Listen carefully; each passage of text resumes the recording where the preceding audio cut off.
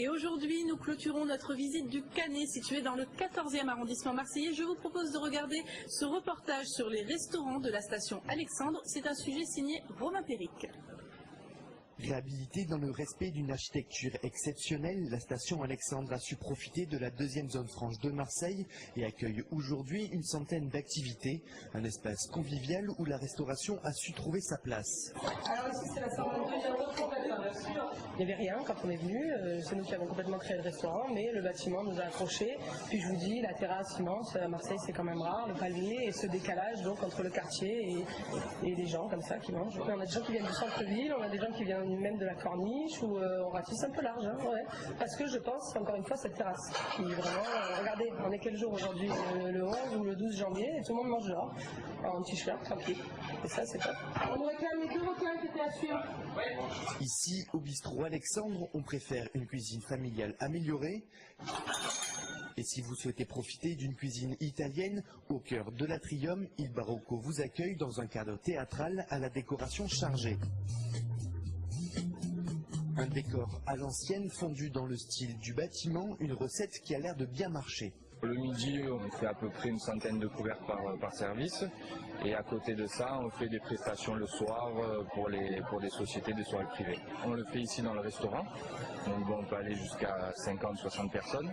Et après, pour des plus grosses prestations de société, on peut aller jusqu'à 200, 300, voire 350 personnes. Il Barocco organise aussi des cours de cuisine et d'œnologie, des activités de loisirs à l'image de la station qui accueille de nombreux événements culturels, une autre manière de redorer le blason d'un quartier au riche passé industriel. Alors on a entendu au début du sujet, la station Alexandre est classée zone franche. On va peut-être expliquer ce que c'est. Alors la zone franche, c'est un territoire un petit peu spécifique qui a été accordé sur des critères d'éligibilité qui correspondent à un taux d'emploi, des difficultés patentes. Et en fait, on permet aux entreprises de venir s'installer là et de défiscaliser à la fois au niveau des charges sociales, de l'imposition sur les sociétés ou de l'imposition sur le revenu. La CET, c'est l'ancienne taxe professionnelle, la taxe foncière. Donc en fait, il y a un package d'exonération pour inciter les gens à venir s'implanter durablement. Alors combien d'entreprises actuellement sont implantées sur la station Alexandre? Alors 90, donc 300 personnes au quotidien, donc le bâtiment est plein. C'est vrai que c'est un bâtiment un petit peu atypique, hein. On est au cœur d'une zone en difficulté et pourtant il y a de la vie, il y a de l'énergie, il y a du mouvement. C'est un bâtiment qui est partagé aussi par la population qui vient fréquenter soit pour voir des professionnels, soit pour voir des médecins ou aller à la crèche ou voir des spectacles. Voilà. Alors voilà, il y a une crèche interentreprise qui accueille des enfants qui sont nés depuis la création de Station Alexandre et puis aussi des enfants du quartier, des entreprises avoisinantes. Donc c'est une grosse crèche qui tourne très très bien. Voilà. Alors vous dites vous Station Alexandre tout court, alors que les Marseillais, vous me disiez tout à l'heure, disent la station Alexandre. Oui, alors en fait, station c'est un lieu où on va, c'est aussi en référence à la gare de triage. Mais c'est vrai que les Marseillais se sont appropriés le lieu et tout le monde dit la station Alexandre. Alors du coup, moi, de temps en temps, ça m'échappe un petit peu aussi. Alors voilà. C'est de réhabiliter ce qui était donc une ancienne gare de triage d'une huilerie du début du XXe siècle. Pourquoi ce nom d'Alexandre que vous lui avez donné? Alors, moi au départ j'étais expert comptable, commissaire aux comptes, enseignante aussi, mais je suis issue d'une famille d'architectes et d'entrepreneurs de travaux publics. Et en fait, c'est en référence à mon grand-père, voilà, qui s'appelait Marcel Alexandre. Et donc ma mère a été aussi une architecte émérite sous le nom d'Aline Alexandre. Donc c'est en référence à ma famille, voilà, j'ai donné ce nom-là. Alors en parlant d'architecture, la charpente, on le voit là sur les images, est de style Gustave Eiffel, ce qui donne à la station d'ailleurs un style très moderne. Alors on peut se demander pourquoi une telle richesse décorative pour ce qui était finalement qu'une gare de triage à l'époque. Alors en fait, l'huilerie, c'est quand même une huilerie importante pour Marseille parce que c'est à cet endroit-là qu'on a inventé l'extraction à chaud de l'huile d'olive. Il y avait 3 grandes familles, les Régis, les Rachetoins et les Régiaux. Et nous, c'est Victor Régis qui s'est installé là. Et il a essayé de faire valoir aussi sa richesse et son goût pour l'art décoratif. Et donc, a priori, il a dû aller racheter une vieille structure de l'exposition coloniale 1906. Et cette structure était traversante. C'est pour ça qu'on a des façades est et ouest qui sont différentes des façades de nord et sud.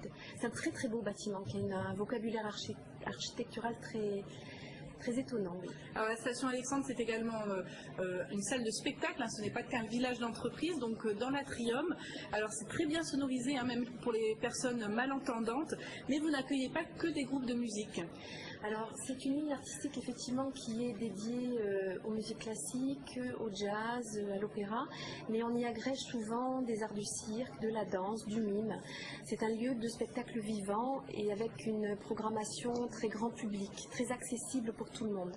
Alors le prochain concert, c'est ce soir? Oui, c'est ce soir, voilà. Donc en fait, là c'est de la musique classique. On a 2 jeunes prodiges, donc piano-violon, et c'est un concert autour de Beethoven avec des morceaux qui parlent à tout le monde. C'est très connu, donc voilà. Alors pourquoi ne pas passer du rap, du R&B, puisqu'on est quand même dans un quartier populaire? C'est un choix de votre part, c'est un j'imagine. choix, c'est-à-dire en fait l'idée c'est quand même d'ouvrir ce lieu à tout le monde et de démocratiser. Alors ce que j'aime pas du tout, ce qu'on appelle les musiques savantes, parce que c'est pas du tout le terme, puisqu'on a une ligne artistique qui est quand même choisie pour que tout le monde puisse en profiter. Donc c'était finalement une ligne artistique qui était peu développée à Marseille. La musique classique, le jazz, l'opéra, il n'y en a pas tellement.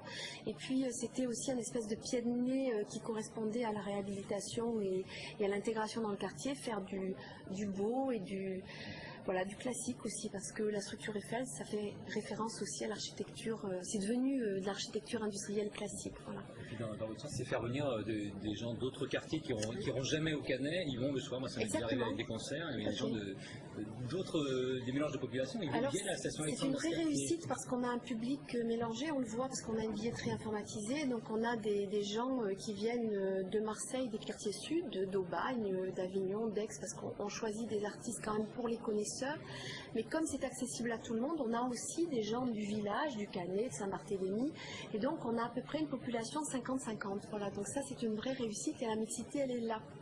Un petit mot sur la programmation? Alors, des très beaux spectacles à venir avec du jazz encore, de la musique classique. On va avoir, je crois, fin mars. Alors, vous allez sur Internet, vous voyez au fur et à mesure le Molière du meilleur spectacle musical, hein, les 12 pianos d'Hercule. On a, là, on voit Philippe Carrez à l'image, il revient. Voilà, avec plein d'invités. On a Sylvie Paz, on a aussi l'Orchestre d'Avignon qui va venir en juin. Donc, de la petite et de la grande formation, voilà, pour toutes les oreilles. Et donc, il faut aller sur le site, hein, parce que ça évolue un petit peu au fur et à mesure, hein, voilà. Donc en fait, moi, nous, on sait un petit peu à l'avance ce qui va se passer, mais on programme au fur et à mesure et on communique au fur et à mesure. Voilà. Écoutez, j'espère qu'on pourra vous recevoir. Je signale également qu'il y a des soirées de gala ou de mariage qui peuvent être accueillies. Oui, alors c'est un des développements que je n'avais pas forcément imaginé au départ, mais le lieu s'est transformé pour accueillir de l'événementiel et de l'incentive privé, et ça marche très très bien. Voilà.